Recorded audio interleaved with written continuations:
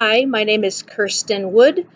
I am a returning student after many years of going back to college. 48 years old. I am from Hesperia, California, the high desert of California. A couple of things about myself. I am a piano teacher. I've been teaching for about 25 plus years, and I've taught all of our children piano, and they play very well, so that's great accomplishment there. Also, besides reading, loving to read, I love writing stories, and one of my favorite genres is fantasy fiction, young adult children's books especially. And I've been working on a story in that genre for the past few years, and I hope to publish that one day. So that's a little bit about myself.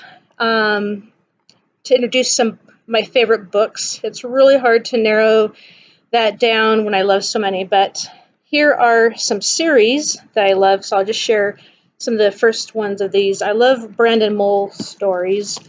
There's the Fablehaven ones, which is a little bit of glare on there. Fablehaven, love that series.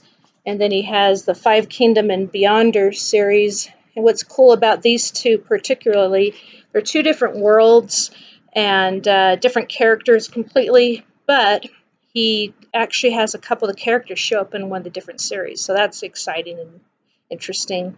Another author I love is John Flanagan, where he does the Ranger's Apprentice and the Brother Band Chronicles. Those are a lot of fun. It's kind of like old England, Robin Hood, Vikings, that type of thing without calling it that, in different worlds, and that's fun. I really love those series. I also love Rick Riordan's Percy Jackson and all the books that go along with that, and plus he's done some other series also, and I love reading those.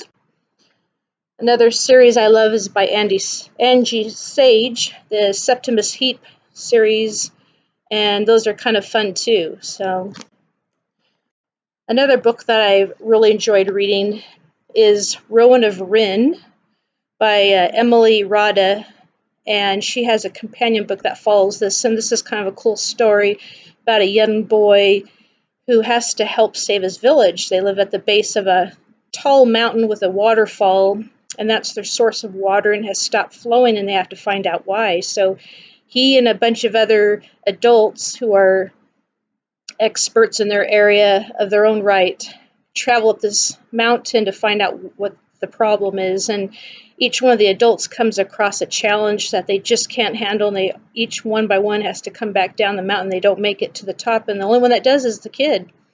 So that's a cool story about that. When I was a kid, I was in a book club. I used to get books all the time, so I loved reading those. And one of my favorites was Harry and the Lady Next Door. And there's a bunch of Harry books on that one. And that one used to just crack me up, especially as I love music. So talking about this lady that just wouldn't stop singing. So this is kind of a funny story. And then Lucille by Arnold Lobel. He's actually done a bunch of, not only does he write books, he illustrates his own books. And Prince Bertram, the, what's it called? Prince Bertram the Bad. That was another one that I really liked as a kid. And some of these are kind of hard to find out of print, but that was a fun one. Also by Betsy Byers, The Summer of the Swans, kind of a touching story about a girl kind of figuring herself out. She kind of feels like an ugly duckling, and her brother, who's retarded, that's younger than her, loves the swans, and just something that happens with him kind of teaches her a valuable life lesson. So that's a cool book. And a couple of the books that I don't have on me at the moment, I think they're packed away, but one of them is The Secret Language by Ursula Nordstrom.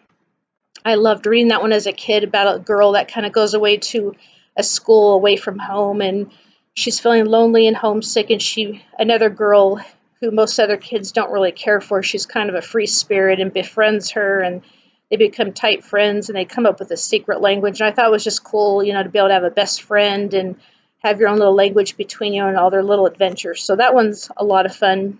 And then one of my special favorites from the Tell-A-Tale books, those little Tell-A-Tale books, those tiny ones. And this one's kind of out of print, so it's really hard to find it. And if you do, it's expensive. But it's called Amy's Long Night, and the author's Nancy Garbar.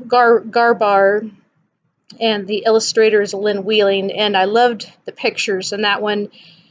The little girl wants to stay up all night, and her birthday's the next day, and she has this funny fat dog, and the expressions on their faces, happy, being asleep, getting angry, just I thought the illustrations were great for that. A lot of fun. So anyways, that's a little bit about myself, and I look forward to getting to know all of you and sharing books because we seems like we all love to read. So good luck with everything, everyone, and take care, and let's have fun in this course. Thanks. Bye.